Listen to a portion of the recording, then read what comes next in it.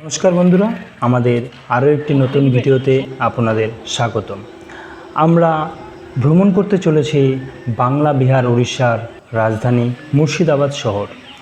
এই মুর্শিদাবাদ শহরের কথা মনে এলেই আমাদের প্রথমেই যা চোখে ভাসে তা হলো গত 250 বছর ধরে ইতিহাসের সাক্ষ্য বহন করে আসছে মুর্শিদাবাদ তথা গোটা ভারতবর্ষের চিত্তাকর্ষক মনোরম স্থান হাজারদুয়ারি। মুর্শিদাবাদ স্টেশন থেকে মাত্র 10 টাকা টোটো ভাড়া দিয়ে পৌঁছে যান হাজারদুয়ারিতে।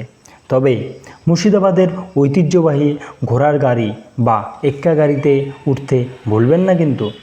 হাজারদুয়ারিতে প্রবেশ করেই বাঁদিকে টিকিট ঘর, মাথাপিছু মাত্র 25 টাকার টিকিট কেটেই তোমরা প্রবেশ করে যাবে হাজারদুয়ারিতে।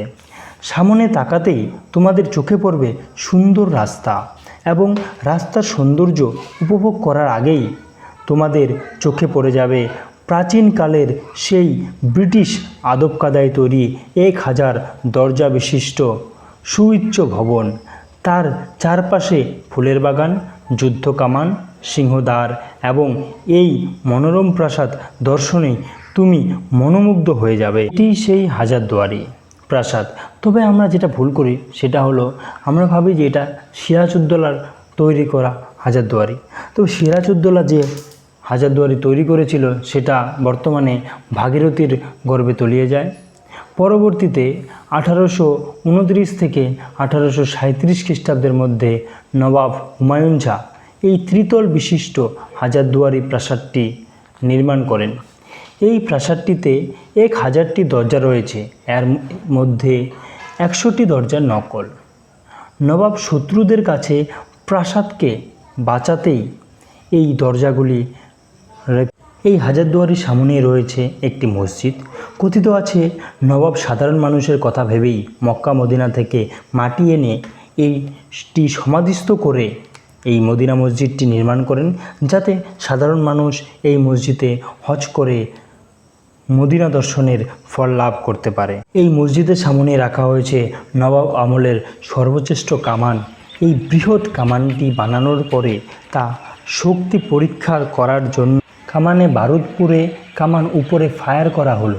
এর ফলে একটা বিকট আওয়াজ হলো, ফলে 10 মাইল এলাকার সমস্ত গর্ভবতী মায়েদের অকাল বাচ্চা প্রসব হয়।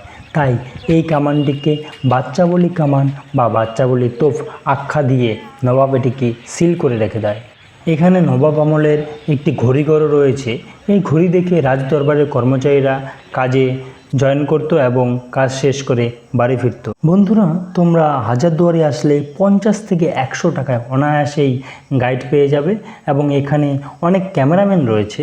এদের কাছ থেকে 30 টাকা বিনিময়ে ছবি তুলে নিতে পারো, এরা সঙ্গে সঙ্গে প্রিন্ট করে দেয়। এমনই একজন গাইডের কাছ থেকে এই হাজারদুয়ারির কাহিনী শুনুন। তখনকার দিনে যেসব আশেপাশে মা বোনেরা 7-8 মাসের গর্ভবতী পেটে সন্তান ছিল, বিকট আওয়াজে ফলে গর্ভপাত হয়ে যায়। এই দৃশ্য দেখে নবাব ভয় পেয়ে কামানটিকে চিরকালের জন্য সিল করে দেয়। নাম দেয় নবাবরা বাচ্চা বালি কামান বলে। সেই নামে ইতিহাসের পাতা আজ বহন করছে, নাম হচ্ছে বাচ্চা বালি কামান। ডান দিকে টাওয়ার, নাম হচ্ছে টাওয়ারগুলো বাংলা ভাষা বলা হচ্ছে ঘড়ি ঘর। নবাবী আমলে রিস্ট ওয়াচ বা হাত ঘড়ির কোনো প্রচলন ছিল না। একমাত্র ঘড়ি ব্যবহার করতো কারা? রাজা, মহারাজা, জমিদার, ব্রিটিশ। সেটা হাতে নয়, তখনকার ঘড়ি ছিল পকেটে ঘড়ি। তখনকার দিন হাজার স্টাফরা কর্মচারীরা ঘড়ির টাইম দেখে কাজ এখানে জয়েন করতো, ছুটি করতো, ঘড়ি দেখতো, চাবি দিতে লাগতো। বছর 2 মাস, 6 মাস 2 মাস চাবিতে সারা বছর ঘড়ি চলতে দুঃখিত ঘরে খারাপ অচলে পড়েছে। এই ঘড়ি বর্তমান চলে না, পড়বে না। এবার যে কথা বলি শুনবেন, যে কাউন্টারতে 25 টাকা টিকিট কাটলাম, এটা আমি টিকিট দিলাম। টিকিটের ভ্যালু হচ্ছে সকাল 9টা থেকে দেখার টাইম বৈকাল 5টা পর্যন্ত। সকাল 9টায় এই মিউজিয়াম খুলেছে, বন্ধ হবে 5টায়। আপনি ভিতরে কতক্ষণ থাকবেন, কতক্ষণ দেখবেন, সময় আপনার নিজের। আপনার কোনো স্টাফ, কোনো ব্যক্তি বলবে না যে বেহাতে বলে সে 5টার সময়। এটা সেন্ট্রাল গভর্নমেন্ট আন্ডারটেকিং মিউজিয়াম, এটা কেন্দ্র সরকার। এটা দাদার হাতে, ওটা দিদির হাতে। মানে এটা মোদী সরকার, ওটা মমতা সরকার। এটা সেন্ট্রাল গভর্নমেন্ট, ওটা রাজ্য সরকার।